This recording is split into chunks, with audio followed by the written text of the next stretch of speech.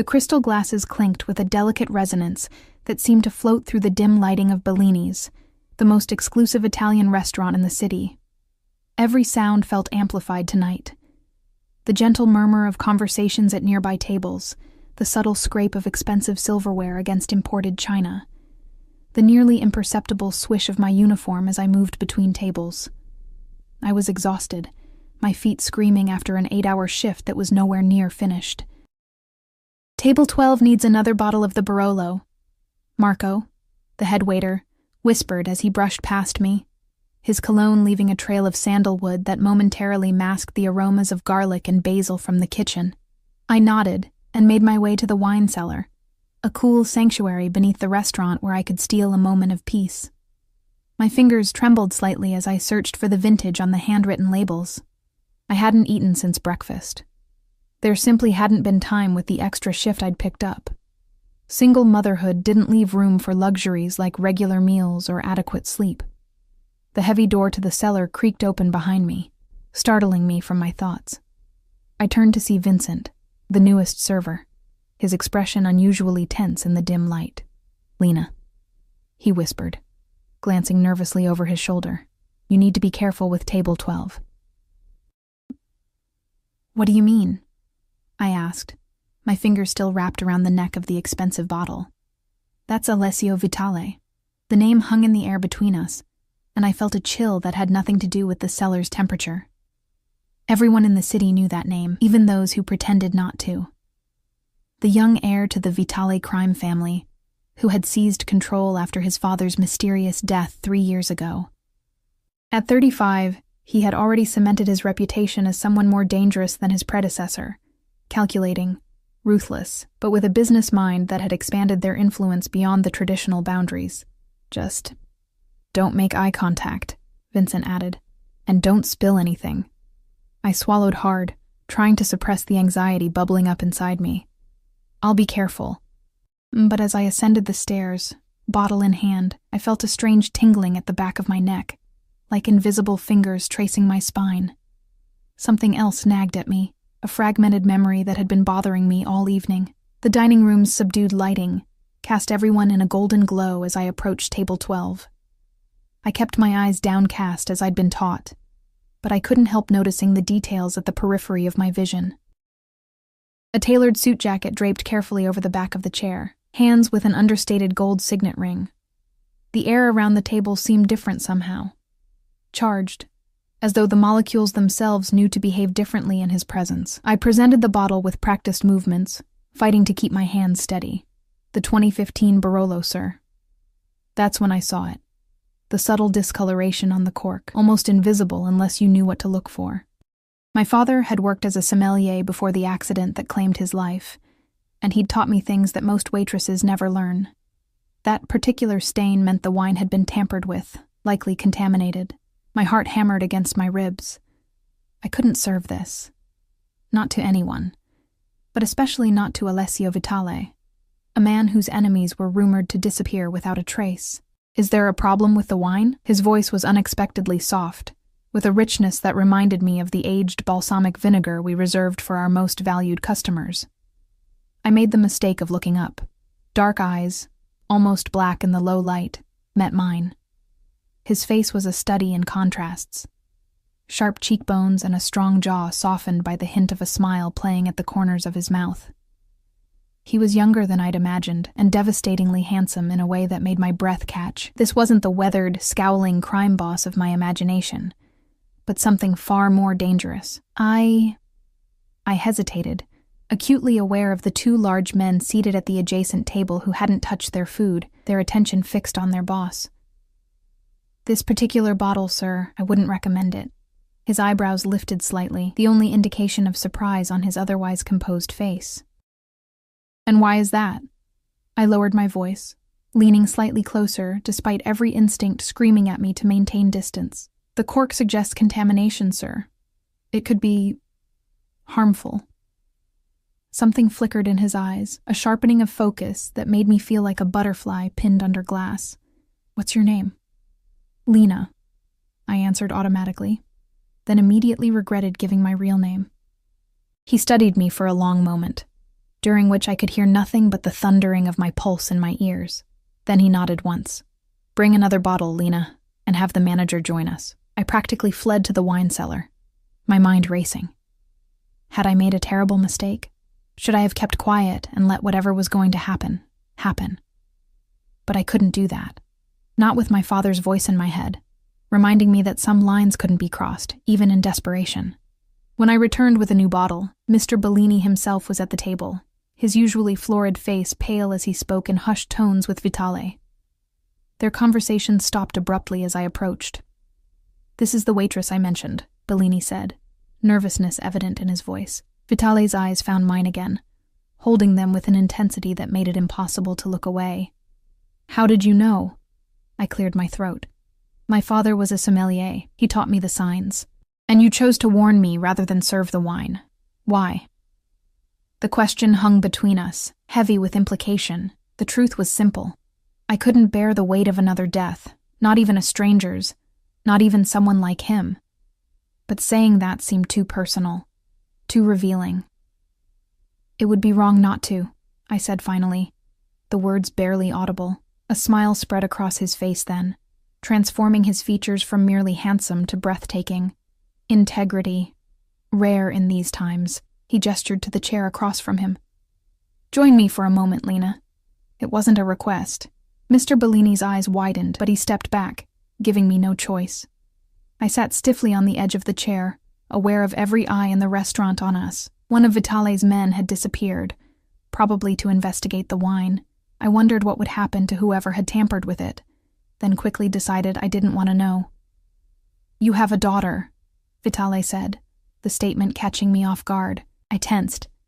"How did you—" "The photograph in your locker. The resemblance is striking." My blood ran cold. He'd been in the staff area? Had been looking at my personal belongings? "Lily," I said, the protective instinct making my voice stronger. "She's 5. And her father?" I hesitated, the familiar pain and anger welling up inside me. "Not in the picture." Vitale nodded as if I'd confirmed something. "You work 2 jobs. This one, and morning shifts at the cafe 3 blocks from your apartment." Now fear sliced through me, sharp and clarifying. He knew where I lived. Had been watching me. Why? "What do you want?" I asked, the words escaping before I could stop them. His smile remained, but his eyes turned serious. "What I want, Lena Taylor, is for you to tell me why Antonio Gallo would want me dead." The name hit me like a physical blow. Antonio. My ex, Lily's father, who had disappeared shortly after I told him I was pregnant. The man who had promised to marry me, only for me to discover he was already married, to someone connected to one of the city's crime families. I don't, I stammered, my mind reeling. "Don't insult my intelligence," Vitale said, his voice still soft, but with an edge that hadn't been there before. "The cork was marked with Gallo's signature method, and you recognized it immediately." "I haven't seen or heard from Antonio in over 5 years," I said, truth lending strength to my words. I didn't know the tampering was his style. I only knew the wine was dangerous. Vitale studied me for what felt like an eternity, his gaze penetrating as if he could see through layers of skin and bone to the truth beneath. Whatever he saw seemed to satisfy him, because he leaned back slightly, the tension in his shoulders easing. "It seems we have a common enemy, then." Before I could respond, the restaurant door burst open with a crash that made everyone jump. 3 men entered, their movements purposeful, hands suspiciously positioned beneath their jackets. The room went silent. Vitale sighed, as if merely inconvenienced by the intrusion. "It appears Antonio is impatient tonight." He stood smoothly, placing a hand on my shoulder that felt like a brand through the thin fabric of my uniform. "Stay behind me, Lena." Everything happened so quickly after that. His bodyguards moved with practiced efficiency, creating a barrier between us and the intruders. Vitale's grip on my arm was firm as he guided me toward the kitchen, his body shielding mine. I heard shouts, the sound of breaking glass, a woman's scream cut short. "My car is in the alley," he said, his mouth close to my ear as we moved through the kitchen's chaos. "We need to leave. Now." "I can't," I protested, digging in my heels. My shift. His laugh was genuine, if incredulous. Your shift is the least of your concerns. Gallows men saw you with me. They'll assume you're under my protection. But I'm not.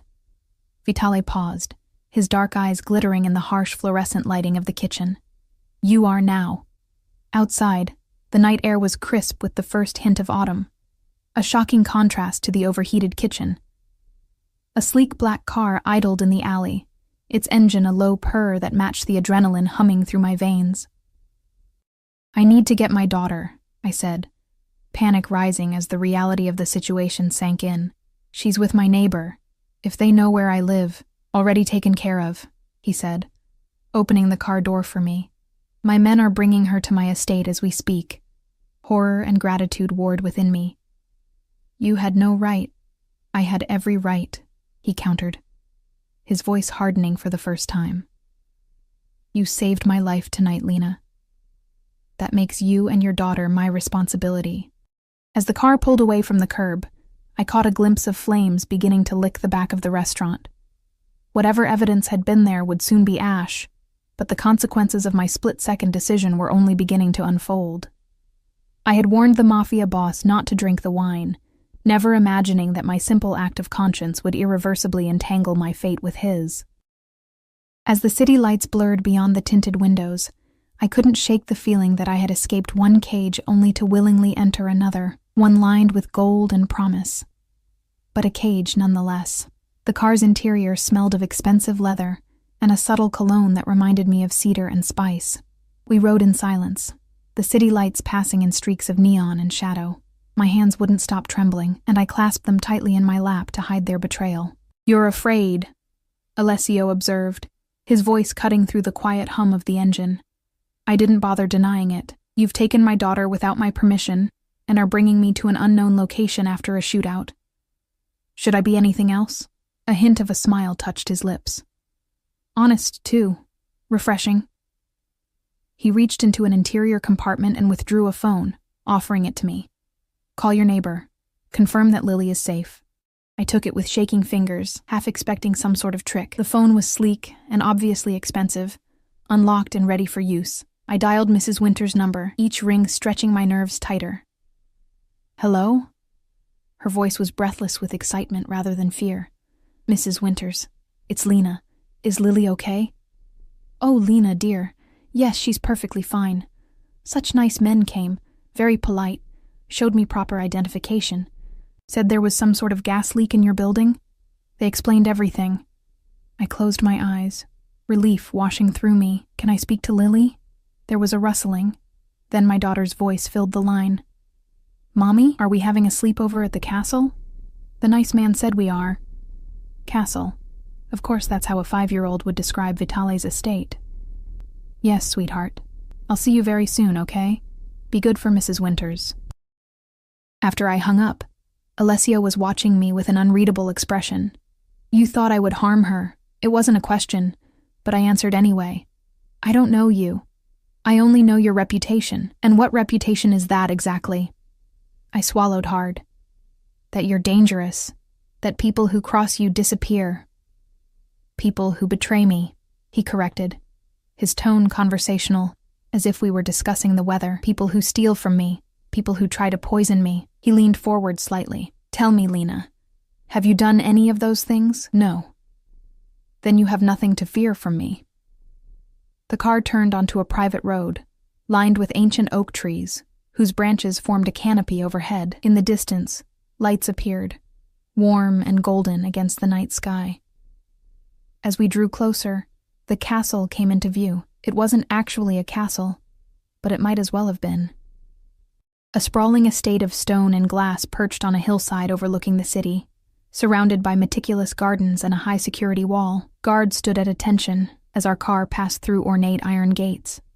I felt a tightening in my chest, the physical manifestation of the understanding that I was now completely in this man's world, subject to his rules and whims. The car stopped at the entrance, where more men in dark suits waited.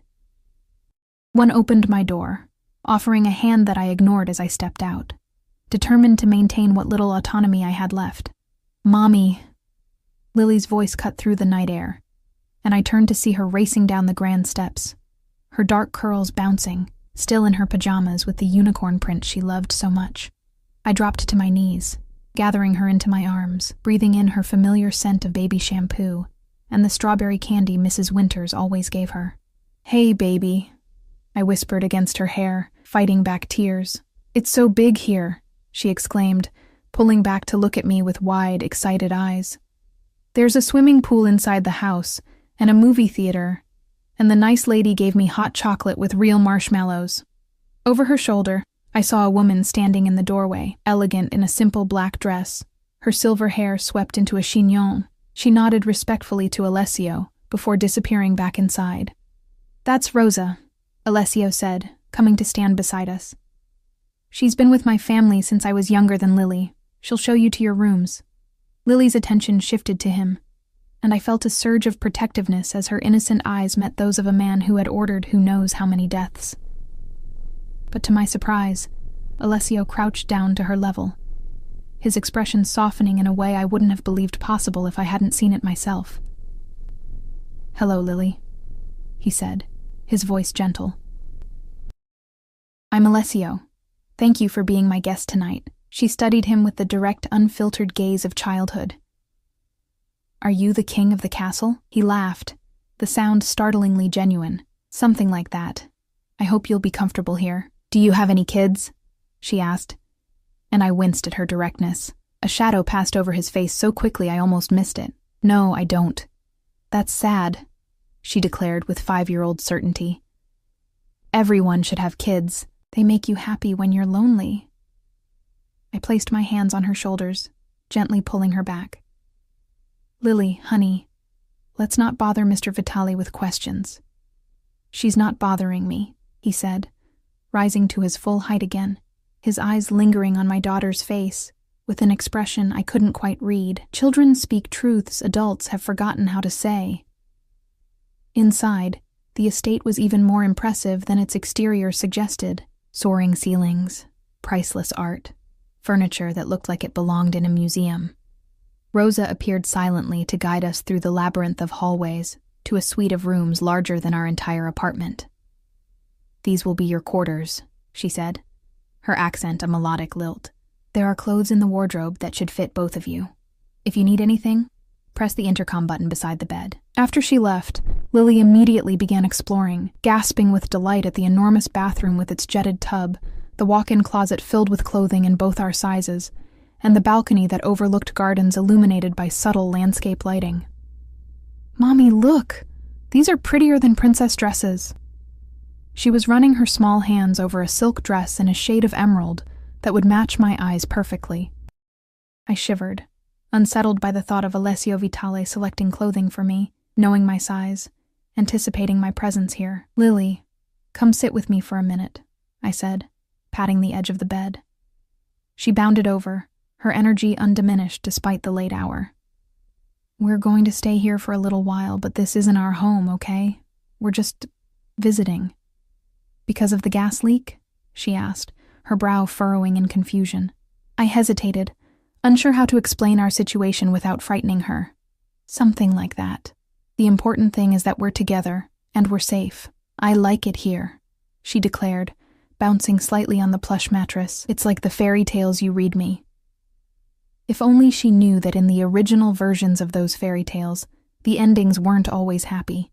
The beautiful castles often housed monsters, and the glittering promises frequently concealed deadly traps. After I'd tucked Lily into the massive 4-poster bed, I explored our gilded prison more thoroughly.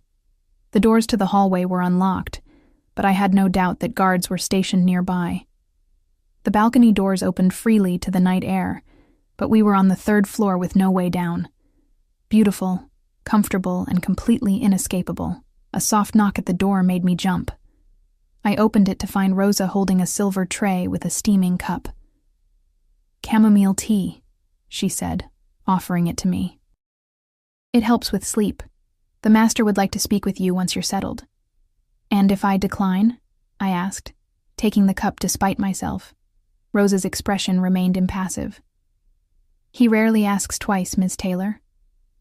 After she left, I sipped the tea, its warmth spreading through my chest. I checked on Lily, who was already fast asleep, her dark lashes casting shadows on her cheeks in the dim light.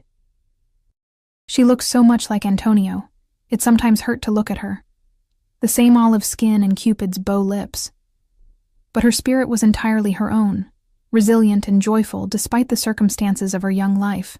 I changed into a simple dress I found in the wardrobe, navy blue, modest but beautifully made. The fact that it fit perfectly was another reminder of how thoroughly Alessio had investigated me. Rosa was waiting in the hallway when I emerged. She led me through the silent house to a different wing, stopping before a heavy wooden door. "His study," she said, knocking softly before opening it for me. The room was exactly what I'd expect from someone like Alessio Vitale.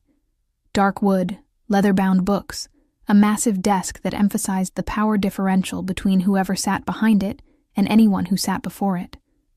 A fire crackled in a stone fireplace, casting dancing shadows on the walls. Alessio stood by a window, gazing out at the night, a tumbler of amber liquid in his hand. He'd removed his jacket and tie, the top buttons of his shirt undone to reveal the strong column of his throat. He turned as I entered, his eyes moving over me in a way that made heat rise to my cheeks. "The dress suits you," he said, gesturing to a leather chair near the fire. "Please sit." I remained standing. "I want to know what's happening, why Antonio would want to kill you. Why you've brought us here, when we can leave." He took a measured sip of his drink before answering. "Straight to the point, then. Antonio Gallo works for the Russo family. They've been trying to take over my territory for years. As for why I've brought you here," he set down his glass and moved closer to me. "Antonio abandoned you, yes? Left you pregnant and alone?" I nodded, unsure where this was going. "What you don't know is that he was ordered to seduce you. Your father had information the Russos wanted. Information about certain financial arrangements at the restaurant where he worked before Bellini's. When they discovered he had taught you everything he knew about wine, they assumed he had shared other secrets as well." The room seemed to tilt slightly. "My father was just a sommelier." "Your father was handling money laundering operations for the previous owner. He was very good at it, kept meticulous records. When he refused to give those records to the Russos, they arranged his accident. But they believed he might have told you something, hidden something with you. That's why they sent Antonio." My legs suddenly felt weak, and I sank into the chair he'd offered earlier. "That's not possible. My father was a good man. Good men make bad choices when their families are threatened," Alessio said quietly. "The Russos threatened you. He did what he had to do to keep you safe." Tears burned behind my eyes as pieces of a puzzle I never knew existed fell into place. My father's unexplained income, the late-night phone calls he would take in another room, the way he had insisted on teaching me about wine, making me memorize details most people would never notice. "What does this have to do with tonight? With the wine?" Alessio sat in the chair opposite mine, leaning forward with his elbows on his knees. In the firelight, his face was all planes and shadows. Beautiful in a dangerous way. Antonio never found what he was looking for. When you became pregnant, he reported back to his bosses that you knew nothing useful. They let him walk away, and he went back to his wife. But recently, evidence surfaced suggesting your father may have hidden those records in a very valuable bottle of wine. The Russos believe I have that bottle in my collection. They've been trying to get access to my wine cellar for months. And do you have that bottle? His smile was enigmatic. If I did, it would be worth millions to the right people and extremely dangerous to the wrong ones. So we're what? Hostages? Bargaining chips? You're under my protection, he corrected, his tone hardening. Antonio saw you with me tonight. By now the Russos know you warned me about the poison. They'll assume you're working with me, that you know something. Your apartment isn't safe. Your workplace isn't safe. Nowhere in this city is safe for you or Lily except here. With me. I wrapped my arms around myself, suddenly cold despite the fire. For how long? Until I eliminate the threat. The casual way he referenced murder should have horrified me, but all I felt was a numb acceptance. This was the world I had stumbled into, a world where life and death were business decisions. And then what? I asked, my voice barely audible. He stood, moving to kneel in front of my chair, bringing his face level with mine. This close, I could see flecks of amber in his dark eyes, could smell the whiskey on his breath mingling with his cologne.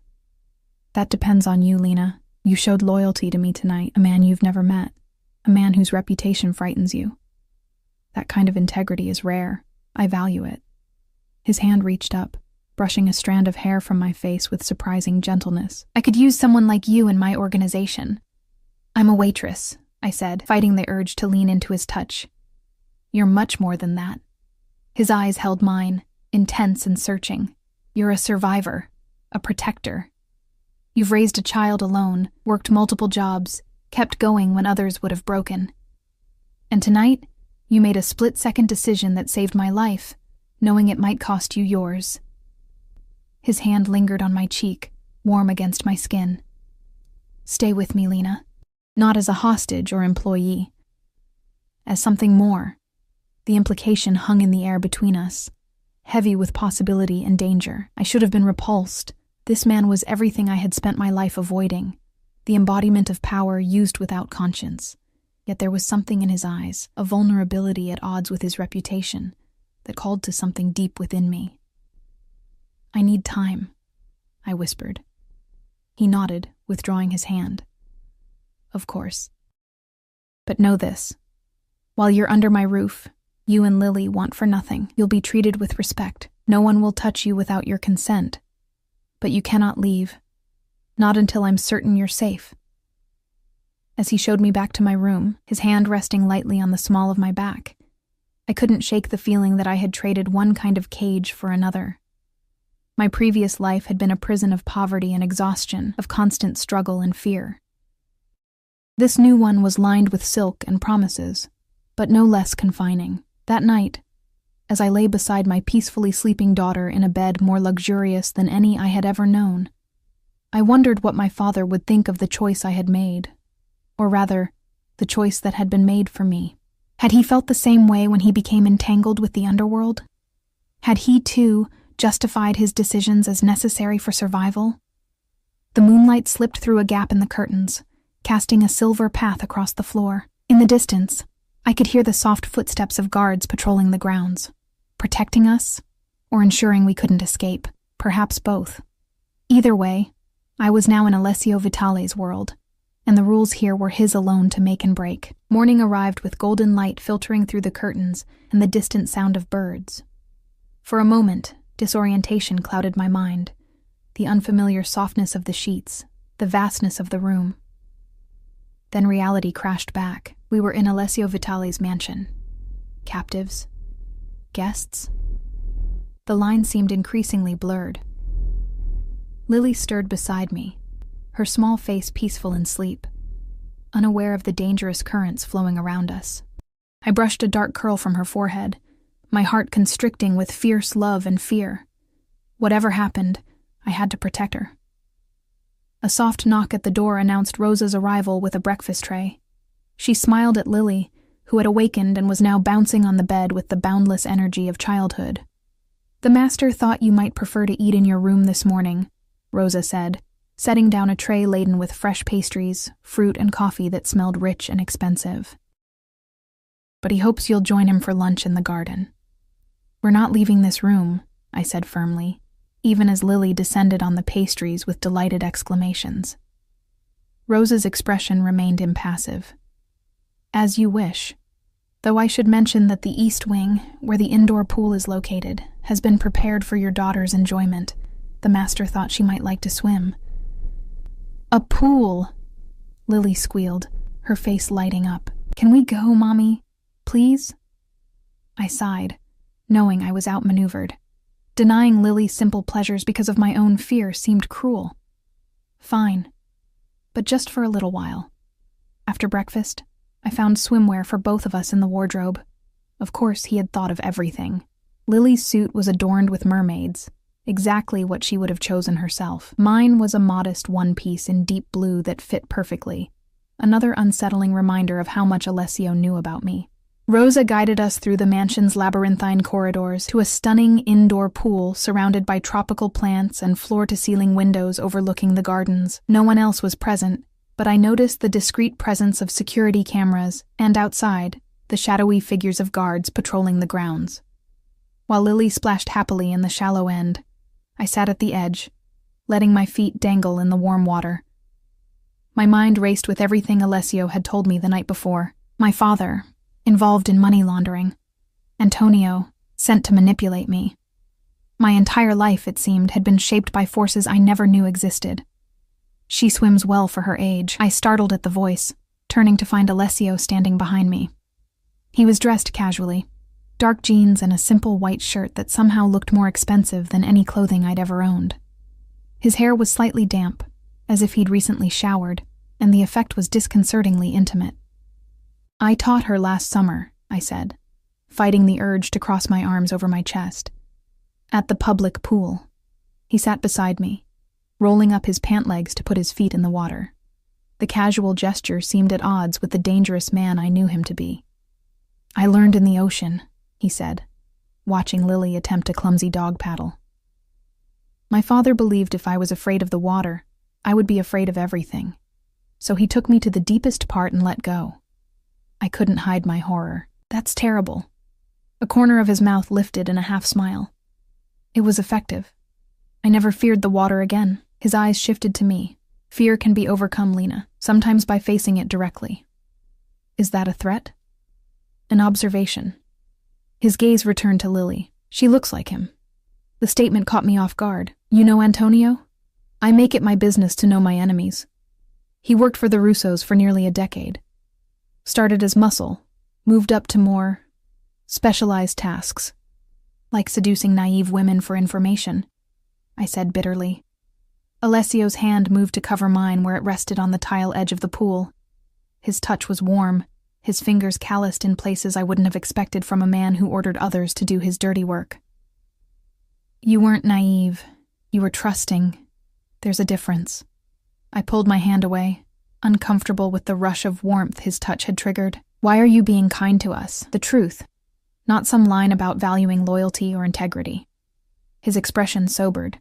"The Russos killed my mother when I was 12. They made my father watch. Then they let him live with that memory for 20 years before they killed him too." He spoke matter-of-factly, but I could sense the deep current of rage beneath his calm surface. "They destroy families, Lena. I won't let them destroy yours, Mr. Alessio." Lily's voice interrupted as she swam clumsily toward us. "Watch me float." To my surprise, he gave her his full attention, applauding her efforts with genuine enthusiasm. When she demanded he join her in the water, I expected a polite refusal. Instead, he excused himself and reappeared minutes later in swimming trunks, diving into the deep end with a grace that spoke of years of practice. I watched, bewildered, as one of the most feared men in the city played with my daughter, teaching her to hold her breath underwater and praising her attempts at swimming strokes. Lily was completely at ease with him, giggling at his jokes and demanding, "Again, again," when he threw her gently into the air. "You're good with her," I said later, as we sat watching Lily explore a collection of pool toys that had mysteriously appeared. "Children are uncomplicated," he replied. "They love freely, fear honestly, and forgive completely. It's only as adults that we learn to corrupt those instincts." "Is that what happened to you?" The question slipped out before I could stop it. Instead of anger, his response was thoughtful. "Perhaps. Or perhaps I simply learned that in a world of wolves, being a sheep is a death sentence." "And what does that make me and Lily? Sheep in your protection?" His eyes met mine, intense and unwavering. "It makes you mine to protect." The possessive statement should have frightened me. Instead, it sent a shameful thrill through my body. I had spent so long being responsible for everything, carrying the weight of survival alone. The idea of someone else shouldering that burden was seductive in a way I hadn't anticipated. After swimming, we were shown to a sun-filled room where lunch had been set up. Lily chattered happily through the meal, seemingly oblivious to the tension between Alessio and me. He answered her endless questions with patience, explaining things simply without talking down to her. I saw glimpses of another man beneath the Mafia boss exterior, one who might have been a good father in another life. As we finished eating, Alessio's phone buzzed. He glanced at it, his expression hardening into the cold mask I recognized from the restaurant. "Excuse me," he said, standing abruptly. "Rosa will take Lily to see the horses." There's something we need to discuss privately, Lena. Rosa appeared as if summoned, offering to show Lily the stables. My daughter bounced with excitement at the prospect of seeing real horses, but I hesitated. It's safe, Alessio assured me quietly. My most trusted men are with the stable staff. No one enters or leaves the property without my knowledge. I reluctantly agreed, watching as Lily skipped away with Rosa, already asking if the horses had names and if she could feed them carrots. Once they were gone, Alessio's demeanor changed completely. We need to move you. Now. What? Why? Antonio has been seen in the area. He's looking for you. Fear twisted in my stomach. How would he know where I am? Information is a commodity in our world. Someone talked. His jaw tightened. The leak has been addressed. I didn't want to know what that meant. Where are you taking us? I have a property in the mountains. Fewer people know about it. You'll be safer there while I deal with this situation. And Lily? She's already been uprooted once. His expression softened slightly. She'll adjust. Children are resilient. And what about her school? My job? Our life? Your life as you knew it is over, Lena, he said bluntly. The moment you warned me about that wine, you became part of this world. The Russos won't stop coming for you now. They believe you have information, or that you're valuable to me. Either way, you're a target. Because of something my father did years ago? Something I know nothing about? Partly. And partly because of this. He pulled out his phone, showing me a photograph that made my blood run cold. It was Antonio, his face twisted with rage, holding a gun to the head of a terrified man I didn't recognize. This was taken yesterday. The man he's threatening is one of my accountants. Antonio tortured him for information about you and your daughter. About your relationship with me. Relationship? I echoed, my voice faint. Antonio believes you've been working with me all along, that your father passed his secrets to you and you've been keeping them for me. He thinks you've been mine for years. That's insane. I didn't even know who you were until yesterday. Men like Antonio see what they want to see. His pride can't accept that you simply recognized a poisoned bottle. It must be a deeper conspiracy. Alessio's hand curled into a fist on the table. And now he knows he has a daughter he abandoned. Ice flooded my veins. You think he'd try to take Lily? I think he'd use her to hurt me. And you. Alessio moved closer, his voice dropping lower. I won't let that happen, Lena. I swear it. The fierce protectiveness in his eyes made my breath catch. This man, who had known us for barely a day, was ready to wage war to keep us safe. The realization was as terrifying as it was exhilarating. Pack whatever you need, he continued. We leave in an hour. I need to talk to Lily. Prepare her. He nodded. Of course. Tell her it's an adventure. Children understand adventures. As I turned to go, his hand caught my wrist, the touch sending electricity up my arm. Lena, there's something else you should know. I steeled myself. What? The accountant. After Antonio finished with him, he killed him. Not quickly. His grip tightened slightly. This isn't a game. Antonio is unstable. Always has been. Now he's desperate too. That makes him more dangerous than you can imagine. I pulled away, unable to process the horror of what he was telling me. I need to find Lily. I'll have her brought back from the stables. I shook my head, needing to move, to do something. No, I'll go myself. I need the air. The estate's grounds were even more impressive in daylight. Manicured gardens, stone pathways winding through stands of ancient trees, a distant view of the city nestled in the valley below. In another context, it would have been breathtakingly beautiful. Now it felt like a gilded stage for a tragedy I hadn't agreed to perform in. I found Lily at the stables, perched on a mounting block, while a gentle-faced young man helped her feed an apple to a glossy chestnut horse.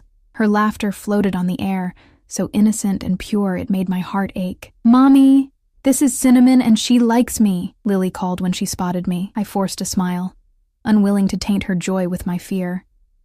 "That's wonderful, sweetheart." The stable hand nodded respectfully and moved away, giving us privacy while remaining within sight. Another of Alessio's men, no doubt. "Lily, honey, we need to talk about something," I said, helping her down from the mounting block. "We're going on a little trip today, to the mountains." Her eyes widened. "Like camping?" Will Mr. Alessio come too? Yes, he'll be there. But it's not quite like camping. It's another house, like this one, but in a different place. I knelt to her level, brushing a smudge of dirt from her cheek. We might need to stay there for a while. What about school? Ms. Garcia said I'm the best reader in class. We'll figure that out, baby. Maybe you can have lessons at the mountain house. I tried to keep my voice light to shield her from the reality of our situation. She considered this, her small face scrunched in thought. Will there be horses there too? I don't know, but we can ask Alessio. She nodded, apparently satisfied with this answer. I like him. He's not scary like you said. I blinked in confusion. When did I say he was scary? When you were talking to Mrs. Winters on the phone yesterday. You said he was dangerous. I silently cursed my carelessness. Well, sometimes people can seem one way, but be another way when you get to know them better. Like how Daddy seemed nice, but wasn't really? She asked with the devastating directness of childhood. I stared at her, stunned. What do you mean? She shrugged, suddenly interested in her shoes. I heard you crying. After you talked to him on the phone that time. You said he was a liar and you hated him. The memory flooded back, a rare call from Antonio about 2 years ago. Drunk and maudlin, asking to see Lily. I'd refused, and the conversation had devolved into bitter recriminations. I thought Lily had been asleep. Sometimes grown-ups have complicated feelings about each other, I said carefully, but no matter what, I'll always be here for you, and right now, we need to go back to the house and pack for our trip. As we walked hand in hand back through the gardens, a movement at the edge of the property caught my eye. A figure slipped between the trees, too far away to identify clearly, but something about the furtive movement sent alarm bells ringing in my head. Lily, let's walk a little faster, I said, tightening my grip on her hand. Why? I want to look at the flowers. We can look later. Right now we need to... The crack of a gunshot split the air. Instinctively, I dropped to the ground, pulling Lily down with me and covering her body with mine. Mommy, she screamed, her voice high with terror. Stay down, I whispered fiercely, looking around frantically for shelter. More gunshots followed, accompanied by shouts and the sound of running footsteps. Through a gap in the hedge, I glimpsed men in dark suits racing toward the perimeter, weapons drawn. Alessio's security team responding to the threat. I needed to get Lily to safety. The main house was too far, but a small gardener's shed stood about 20 feet away.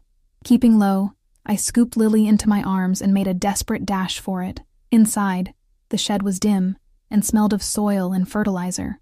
I set Lily down on a stack of burlap bags, putting my finger to my lips to signal silence.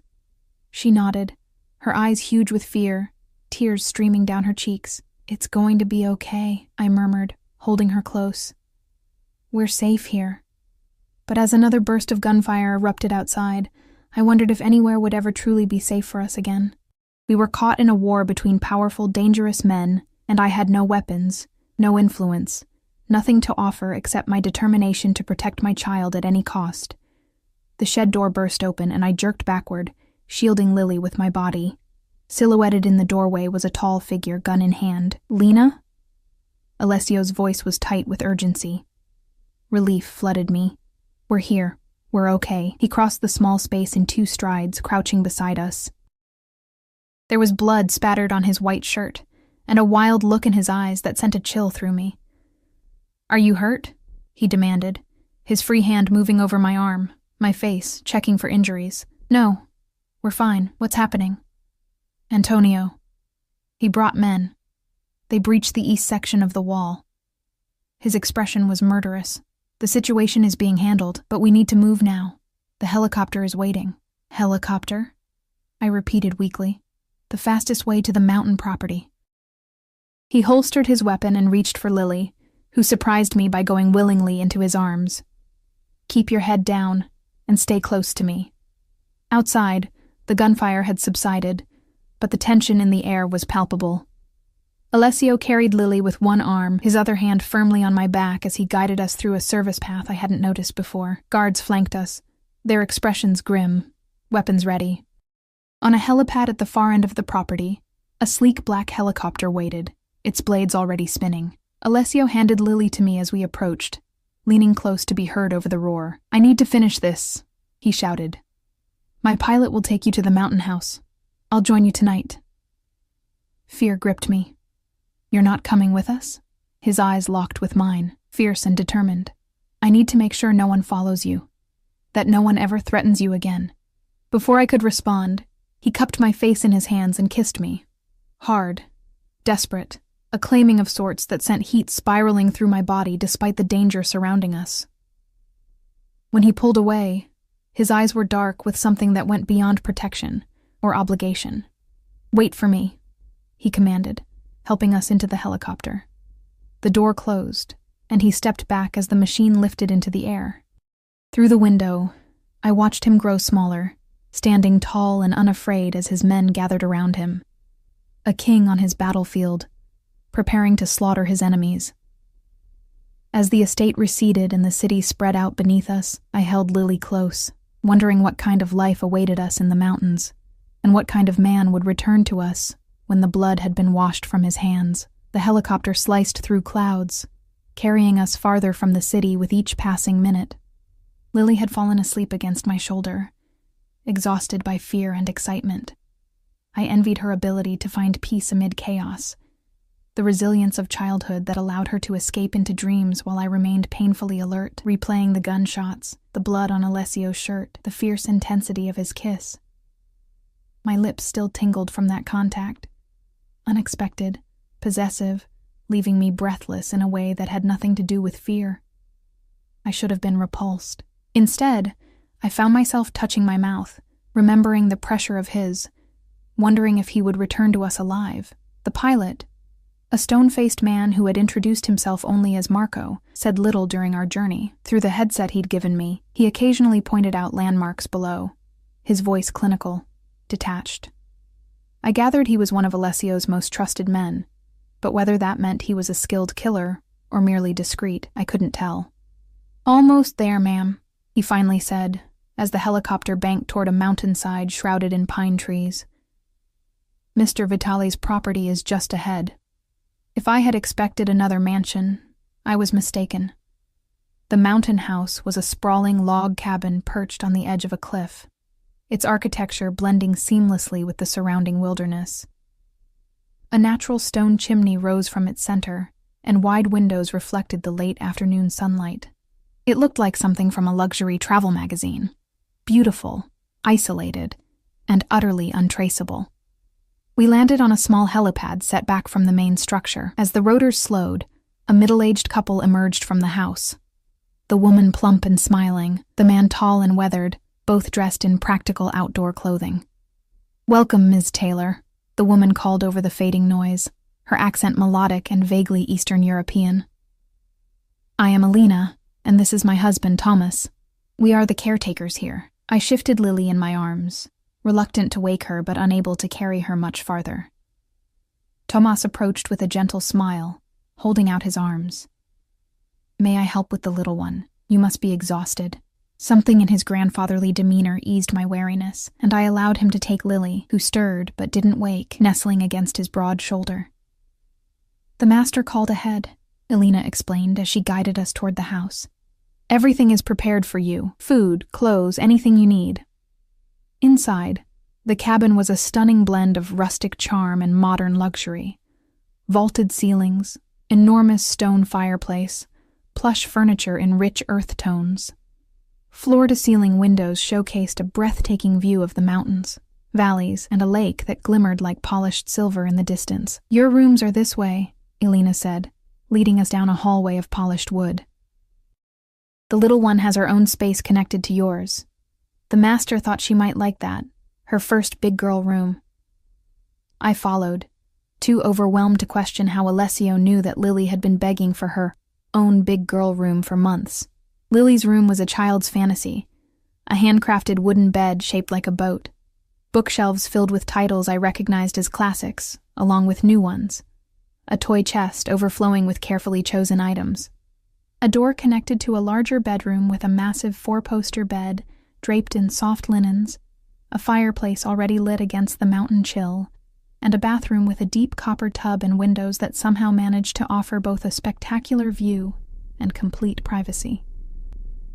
Tomas laid Lily gently on her new bed. "She'll wake soon, hungry as a bear cub," he said with a smile. "Elena has made her famous stew. It will restore the strength in both of you." Left alone with my sleeping daughter, I sank onto the edge of the bed, finally allowing the events of the past 24 hours to catch up with me. Tears came hot and fast, silent sobs shaking my body as I covered my mouth with my hand to avoid waking Lily. Everything I had known, my apartment with its leaky faucet and creaking floors, my jobs with their grueling hours but comforting familiarity, the carefully constructed rhythm of our modest life, all of it gone, replaced by this surreal existence where helicopter escapes and gunfights were suddenly part of my reality. And at the center of this new world, Alessio Vitale, a man who had killed, who commanded an empire built on violence and fear, who now held my fate and my daughter's in his hands, a man whose kiss had awakened something in me I thought long dead. Desire, yes, but also a dangerous hope. I must have dozed off because Lily's excited voice pulled me from a dreamless sleep. "Mommy, wake up, there are deer outside my window." I blinked, disoriented, to find her bouncing on the edge of my bed, her earlier fear apparently forgotten. The light had changed, golden evening replacing the harsh afternoon sun. "What time is it?" I asked, rubbing my eyes. "Dinner time?" came Alina's voice from the doorway. "The little one has been helping me in the kitchen while you rested." I sat up, embarrassed. "I'm sorry. I didn't mean to sleep so long." Alina waved away my apology. "You needed it. Come, eat now." The master called again. He will be here before midnight. A flutter of something. Relief, anticipation, fear, stirred in my chest at the news. "Did he say, is everything okay?" Her expression revealed nothing. "He said to tell you all is handled. You are safe now." The dining room was cozy despite its size, with a long wooden table that could have seated 12, but was set intimately for 3 at one end. Through the windows, the sunset painted the mountains in shades of pink and gold, a spectacular backdrop to our strange new life. Lily chattered happily through dinner, telling me about the kitchen garden Alina had shown her, the deer that came every evening for food, the stars that would be visible later if the clouds cleared. She seemed to have adapted to our situation with the remarkable flexibility of childhood, accepting our new surroundings as an adventure rather than an exile. We'll miss her. "Alessio read me a story when he comes?" she asked as I tucked her into bed later, surrounded by new stuffed animals she had already named. The question caught me off guard. I'm not sure, sweetie. He might be very tired. He promised," she said with the absolute certainty of a child who hadn't yet learned that adults often break promises. "At the big house when we saw the horses. He said he would read me the story about the princess who saves herself." I hadn't known about this exchange, and the thought of Alessio Vitale promising bedtime stories to my daughter created a strange ache in my chest. "We'll see, baby. For now, why don't I read to you?" she agreed, and I read until her eyelids grew heavy and her breathing deepened into sleep. I kissed her forehead, breathing in the sweet scent of her hair, grateful that despite everything, she was safe and seemingly content. Restless, I wandered through the cabin after she fell asleep. Elena and Tomas had retired to their quarters in a separate wing, leaving me alone with my thoughts. I explored the library with its leather-bound volumes and comfortable reading chairs, the state-of-the-art kitchen where copper pots hung above a massive island, the sunroom filled with thriving plants despite the mountain altitude. Eventually, I found myself on the back deck, wrapped in a cashmere throw against the night's chill. The clouds had indeed cleared, revealing a canopy of stars more brilliant than any I'd seen in the city. The air was sharp and clean in my lungs, scented with pine and wood smoke. I wasn't sure how long I'd been sitting there when I heard the sound of an approaching vehicle, the low purr of an expensive engine negotiating the mountain roads. Headlights swept through the trees, and a black SUV appeared on the private drive that wound up to the cabin. My heart rate accelerated. Alessio had arrived. I stayed where I was, watching as he emerged from the vehicle, exchanging words with the driver before the man got back in, and drove toward what I assumed was a garage or staff quarters. Even in the dim light, I could see that Alessio had changed clothes. Dark jeans, a black sweater, a leather jacket. No visible blood. No visible weapons either, though I had no doubt he was armed. He paused on the path to the house, his gaze lifting to where I sat on the deck. I couldn't see his expression clearly, but something in his posture shifted when he spotted me. A releasing of tension, perhaps, or a gathering of resolution. He climbed the steps to the deck, moving with the fluid grace I'd noticed at the restaurant that first night, a lifetime ago. Up close, I could see the exhaustion in his face, the shadow of stubble on his jaw, a small cut above his eyebrow that hadn't been there when we parted. "You're still awake," he said, his voice husky with fatigue. "I couldn't sleep," I admitted, not knowing what happened after we left. He sat beside me on the wide bench, close enough that I could feel the heat of his body, smell the winter cold clinging to his clothes mingled with that same spiced cologne. "Antonio is dead," he said simply, watching my face for a reaction. I felt nothing. No grief for the man who had abandoned me pregnant and alone, no horror at the confirmation of violence. Just a hollow acceptance, as if I'd known all along this would be the outcome. "Did you kill him?" I asked, my voice steady. "Does it matter?" "I don't know," I answered truthfully. "Maybe it should." He was silent for a moment, his gaze on the distant mountains. "He died fighting. Not by my hand directly, but on my orders. Does that make me less culpable in your eyes?" "No," I said, "but I appreciate your honesty, always," he promised, turning to face me fully. "I will never lie to you, Lena, even when the truth is ugly." "And is it ugly?" His laugh held no humor. "Parts of it. Antonio wasn't working alone. The Russos had promised him a significant position if he delivered you and the information they believe you have." "But I don't have any information," I insisted. "I don't know anything about my father's records or what he was involved in." "I believe you," he said, surprising me. "But the Russos don't, and with Antonio dead, they'll be even more convinced you're valuable to me." "Am I?" The question slipped out, vulnerability making me reckless. His eyes darkened, and he reached out to brush a strand of hair from my face, his fingers lingering against my cheek. "More than you know." The air between us charged with tension that had little to do with danger and everything to do with the pull I'd felt since that first moment in the restaurant when our eyes met. I should have moved away. Instead, I found myself leaning into his touch. "Why?" I whispered. "You don't know me. Not really." "I know enough," he said, his voice dropping lower. "I know you're fierce in your protection of those you love. I know you have an innate sense of right and wrong that transcends conventional morality. I know you've been fighting alone for too long." His thumb traced my lower lip, sending sparks of sensation through my body. "And I know I want you in ways I haven't wanted anyone in a very long time." I closed my eyes, overwhelmed by his intensity, by my own responding desire. "This is insane.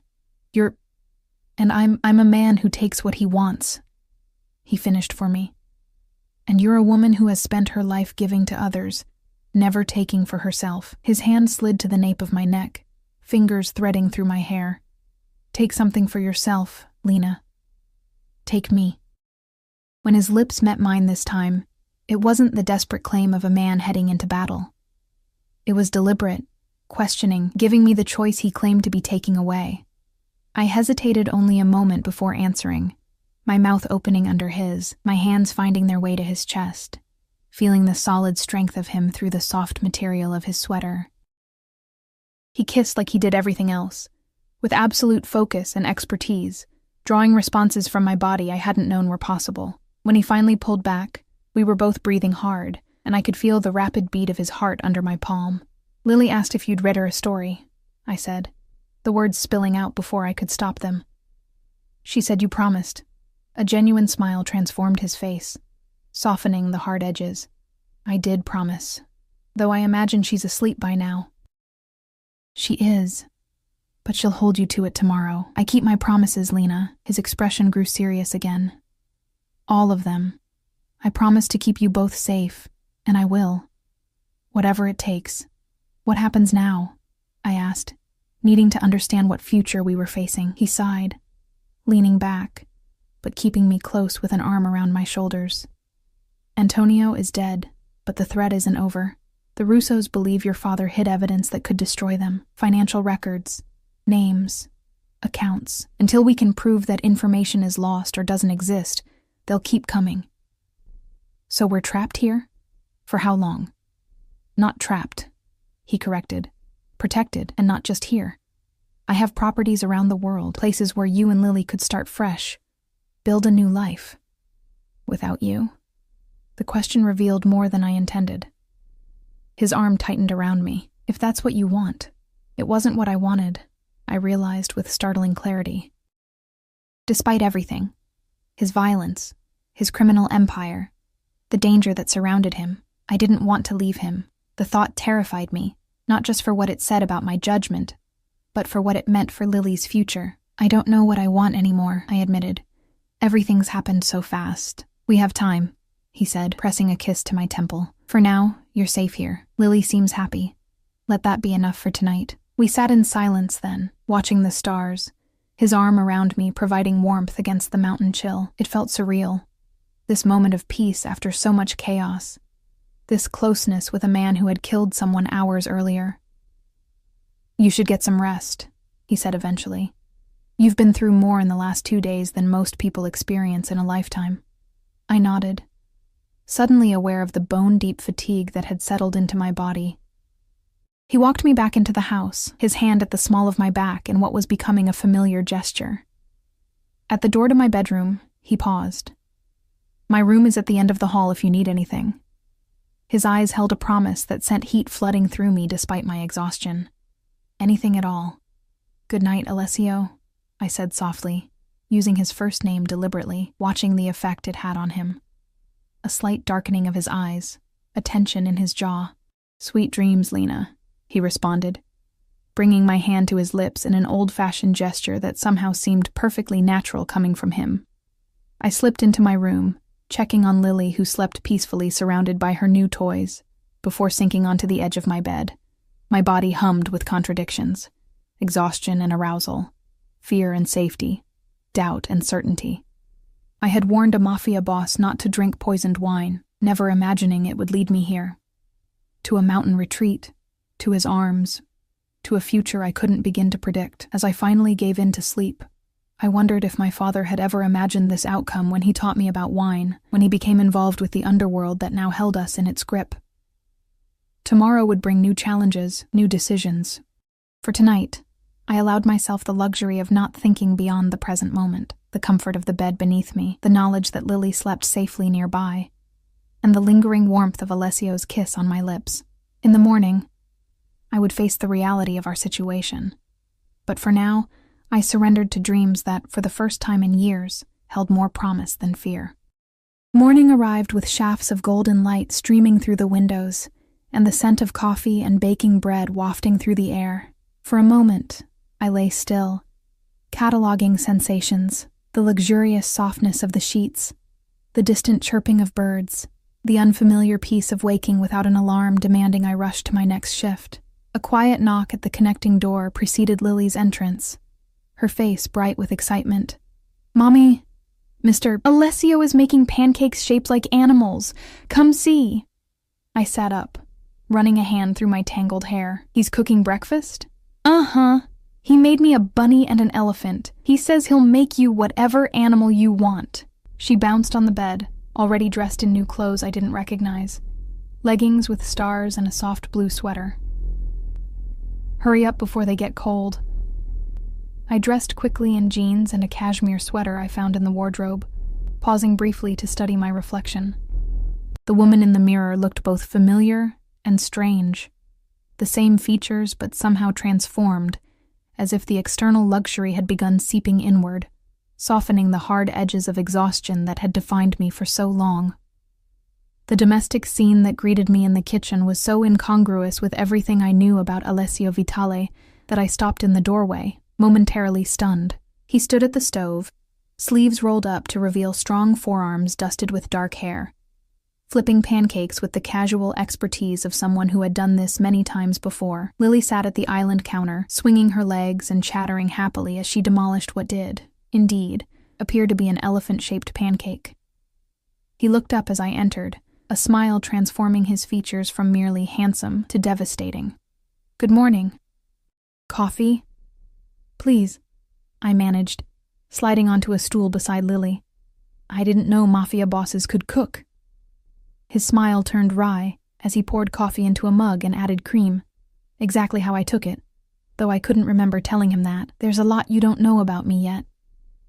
The yet hung in the air between us, a promise or a warning, I wasn't sure which. "Mom, what animal do you want?" Lily asked, maple syrup smeared adorably across one cheek. "Surprise me," I said, accepting the coffee from Alessio, our fingers brushing in a contact that sent warmth spreading up my arm. "A lioness, I think," he said, turning back to the stove. "Fierce and protective." "Where are Alina and Thomas?" I asked, trying to ground myself in practical matters rather than the way his casual domesticity was affecting me. "They've gone to town for supplies. We're quite isolated here, but there's a small village about an hour's drive down the mountain." He slid a perfectly formed lioness-shaped pancake onto a plate and placed it before me. "They'll be back this evening." The implication was clear. We were alone, just the three of us, in this beautiful mountain hideaway. "Lily," Alessio said, cleaning up the cooking implements with efficient movements. "Would you like to see something special after breakfast? There's a meadow not far from here where deer come to feed in the mornings." "Real deer?" she gasped, eyes wide with wonder. "Can we go right now?" He laughed, the sound rich and genuine. "Finish your breakfast first, little one. The deer will wait for us." The easy way he interacted with my daughter continued to surprise me. There was none of the awkwardness adults often displayed with children, no talking down to her or artificial enthusiasm. He treated her with the same direct respect he showed me, and she responded to it with immediate trust. After breakfast, we bundled up against the morning chill and followed a path through the pine trees. Alessio led the way, occasionally pointing out animal tracks or interesting plants to Lily, who absorbed every word with rapt attention. I trailed slightly behind, watching them together with a confusing mixture of emotions. The meadow, when we reached it, took my breath away. A perfect expanse of green dotted with wildflowers, surrounded by towering pines, with mountains rising majestically beyond. True to Alessio's promise, a small herd of deer grazed at the far edge, their graceful forms moving slowly through the tall grass. "Stay very quiet," he whispered, crouching down to Lily's level and pointing. "If we're still enough, they might come closer." We stood in silence, Lily's small hand in mine, watching as the deer lifted their heads, sensing our presence. For a moment, I thought they might flee, but something about our stillness reassured them, and they resumed their grazing, gradually moving in our direction. "This is the best day ever," Lily whispered, her face alight with wonder as a young fawn ventured closer than the others, its spotted coat gleaming in the morning sun. I glanced at Alessio, finding him watching not the deer but us, his expression unguarded in a way I hadn't seen before. There was longing there, and something deeper that made my heart constrict painfully in my chest. Eventually the deer moved on, disappearing into the forest on the meadow's far side. Lily immediately began recounting every detail of the encounter, her excitement bubbling over into rapid-fire questions about deer, forests, and whether we could come back tomorrow to see them again. "Perhaps," Alessio said, his hand coming to rest lightly on my back as we started down the path toward the cabin. "But this afternoon, I thought we might drive to the village. There's a small bookstore there that I think you both would enjoy." "Can I get my own book?" Lily asked, bouncing ahead of us on the path. "You can get as many books as you like," he promised, his generosity so casual it made me uncomfortable. "Alessio," I said quietly, ensuring Lily was far enough ahead not to hear. "You don't have to buy her things. You've done enough already." He stopped, turning to face me fully. "It's not an obligation, Lena. It's a pleasure." His hand reached up to brush a strand of hair from my face, the gesture becoming familiar between us.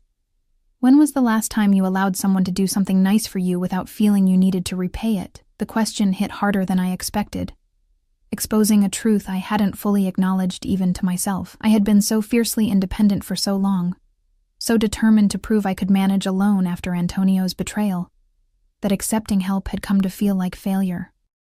I don't remember, I admitted. Something like satisfaction flickered in his eyes. Then it's long overdue.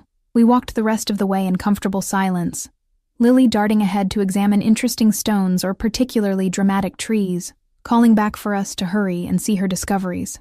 As we approached the cabin, however, I noticed Alessio's demeanor shift subtly, a new alertness in his posture, his eyes scanning the surroundings with practiced efficiency. It was a stark reminder of who he was, of the danger that had brought us here. "What is it?" I asked, instinctively moving closer to Lily. "Nothing," he said, though his hand had moved to his side where I suspected a weapon was concealed beneath his jacket. "Just a habit. I never approach any property without checking it first."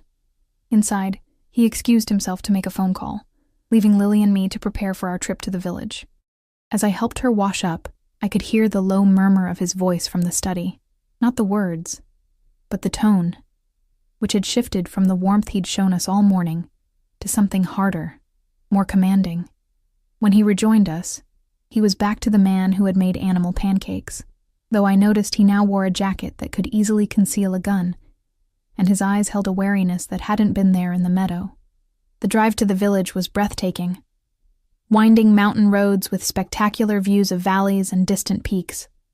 The trees beginning to show the first hints of autumn color. Alessio drove with the same confident precision he seemed to bring to everything, one hand resting casually on the wheel, the other occasionally reaching across to touch my knee or hand, each contact sending a ripple of awareness through me.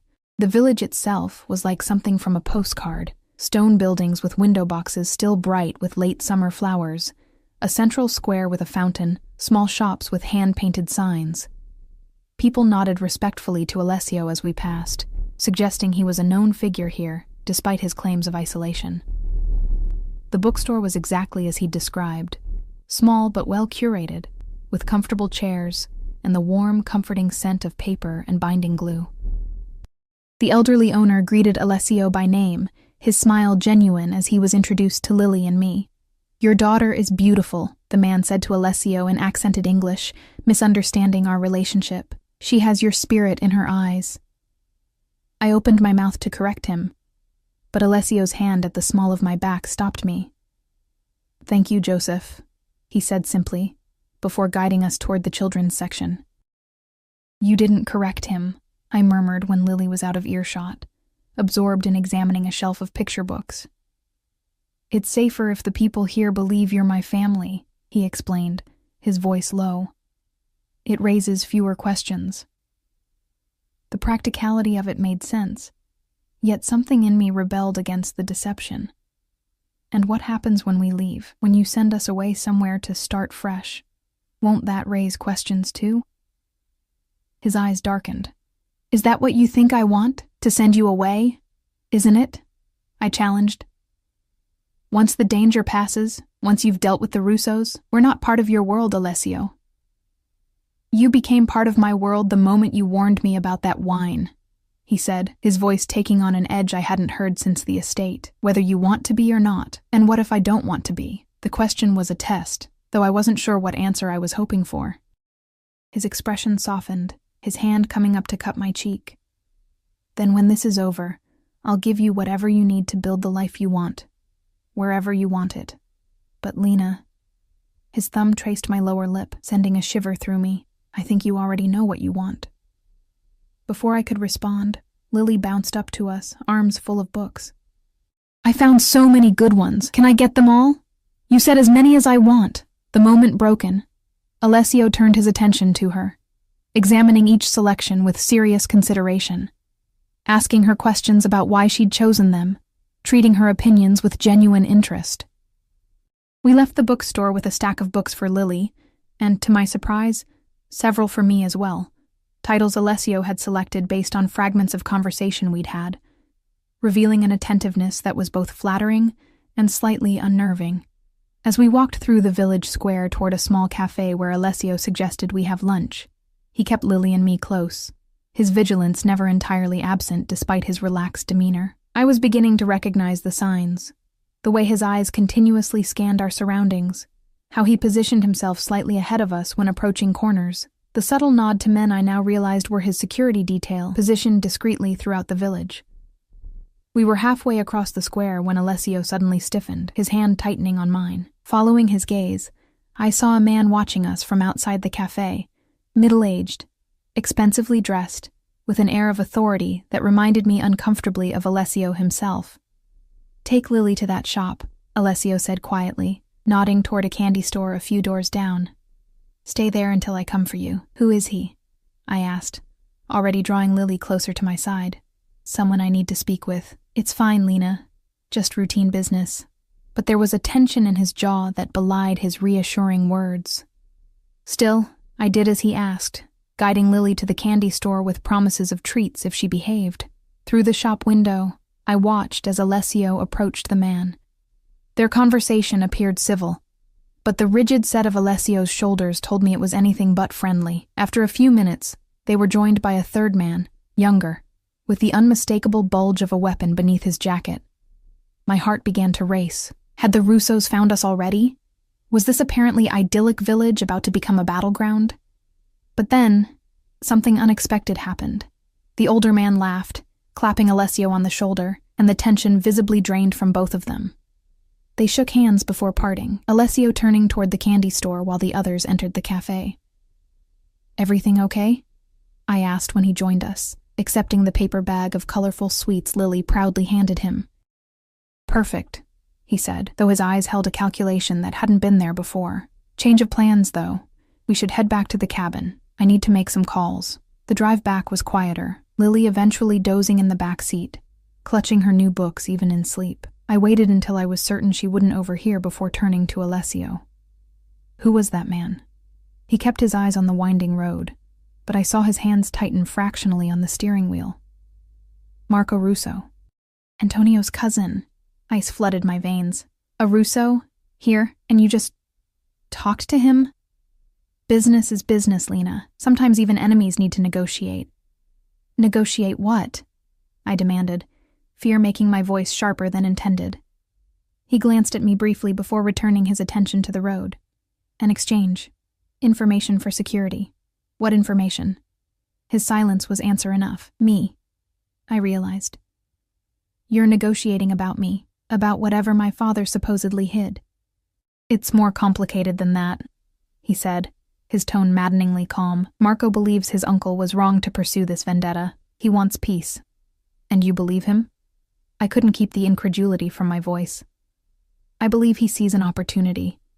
With Antonio dead and his uncle aging, he's positioning himself to take over.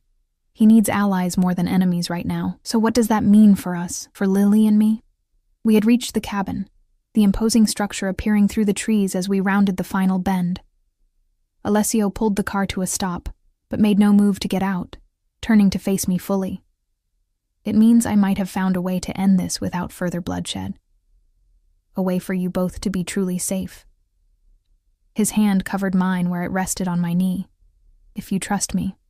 "I barely know you," I said, though even to my own ears the protest sounded weak.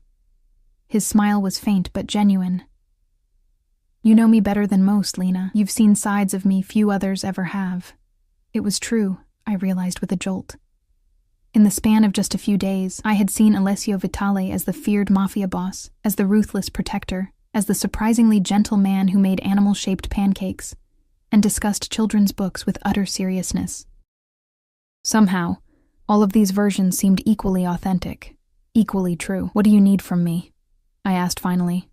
"Tonight, after Lily's asleep, we need to talk. There are things you should know, about your father, about what he was really involved in, things that might help us find what the Russos are looking for, even if you don't realize you know it." The intensity in his gaze made my breath catch. "And if we find it, what then?" "Then we negotiate from a position of strength. We ensure your safety, permanently." His thumb traced circles on the back of my hand. "And then we talk about what comes next. For all of us."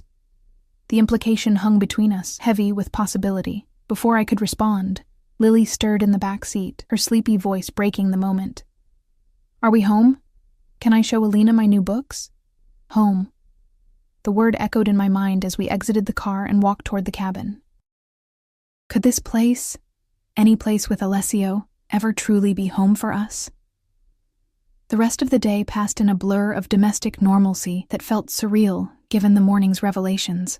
Alina and Thomas returned, delighted with Lily's excitement over her books. Alessio disappeared into his study for several hours, emerging only for dinner, where he was quieter than he had been at breakfast. His mind clearly elsewhere despite his efforts to engage with Lily's stories. After I'd tucked Lily in, reading one of her new books until she drifted off, I found Alessio waiting in the great room, standing by the massive windows that overlooked the now dark mountains. A fire crackled in the stone hearth, and 2 glasses of wine sat on the coffee table before the leather sofa. "She's asleep?" he asked as I approached. Out like a light. All the excitement wore her out. He nodded, gesturing to the wine. "I thought we could use this conversation." I accepted the glass he offered, noting the deep ruby color of the liquid. "Not poisoned, I hope," I said, attempting humor to mask my nervousness. "I would never waste good wine on poison," he replied, his smile not quite reaching his eyes. "Sit with me, Lena. What I have to tell you, it won't be easy to hear." We settled on the sofa, closer than necessary, the warmth of his thigh against mine both comforting and distracting. He took a moment, swirling the wine in his glass, organizing his thoughts. "Your father wasn't just laundering money," he began finally. "He was a record keeper for multiple families. The Russos, yes, but others too, including mine." I nearly choked on my wine. "My father worked for you?" "Not directly. He worked for my father, before I took over the business. He was trusted by everyone because he had no allegiance to any single family. He was neutral territory, so to speak." "I don't understand." "My father was a sommelier. He loved wine, teaching people about it. That wasn't just a cover." Alessio's expression softened. "No, that was real. His passion for wine was genuine, but it also made him perfect for the role. He traveled to vineyards around the world, met with suppliers, had legitimate reasons to handle large sums of cash. And he kept impeccable records." I set down my glass, my hand suddenly unsteady. "Records of what exactly?" "Everything. Money movements, names, accounts, the kind of information that could bring down entire organizations if it fell into the wrong hands." His eyes met mine, serious and intent. "The kind of information that makes people kill to protect it." "But I don't have any of that information," I insisted. "If I did, don't you think I would have used it by now? To get out of poverty? To give Lily a better life? You might have it without knowing it," he said gently. "Your father was clever. When he sensed danger, he wouldn't have left such information somewhere obvious. He would have hidden it in plain sight, perhaps encoded it in something personal, something only you would recognize." A memory surfaced suddenly. My father showing me a beautiful bottle of wine on my 18th birthday, explaining its history, its uniqueness. "There's more to this bottle than meets the eye, Lena," he had said. "Someday you'll understand." I had assumed he was speaking metaphorically about the complexity of the wine itself. But what if... "There was a bottle," I said slowly. "A very expensive one. He showed it to me once, said it was special." Alessio leaned forward, his eyes suddenly intent. "Do you remember what kind? The vineyard? The year?" I closed my eyes, trying to recall details from so long ago. "It was Italian. From Piedmont, I think. A Barolo or Barbaresco. He kept it in a special case in his study." "And after his death? What happened to it?" "I don't know," I admitted. "There were so many details to handle after the accident. The apartment had to be cleared out quickly because I couldn't afford the rent. Most of his things went into storage, but I had to sell a lot of it just to get by." "The storage facility," Alessio said, already reaching for his phone. "Where is it?" "Downtown, near the river. Safekeep storage." "But Alessio, I haven't paid the fees in over a year. They probably auctioned everything off by now." He was already dialing, turning away slightly as he spoke rapidly in Italian to whoever had answered. After a brief conversation, he ended the call and turned back to me, a new energy in his movements. "My people will check the facility records, track down what happened to your father's belongings." He took my hands in his grip warm and reassuring. "This could be it, Lena, the key to ending all of this." "And if it is?" I asked, returning to my earlier question. What happens then? He brought one of my hands to his lips, pressing a kiss to my palm that sent heat spiraling through me. Then you have a choice to make about what kind of life you want, about who you want in that life. The implication was clear, and for the first time, I allowed myself to truly consider it. A future with Alessio Vitale, not as his protected asset or grateful recipient of his charity, but as something more, something equal in its own way. And what if I choose you? I whispered, the words slipping out before I could reconsider them. What does that mean for Lily? For me? It means safety, security, never wanting for anything material again. His eyes held mine, unflinching. It also means accepting parts of my life you may find difficult. I won't insult you by pretending I'll change completely. His honesty was both terrifying and refreshing, and if I can't accept those parts, then I'll set you up somewhere far from here, somewhere the Russos will never find you. You and Lily can start fresh with new identities, new opportunities, and I'll... He paused, a flash of something like pain crossing his features.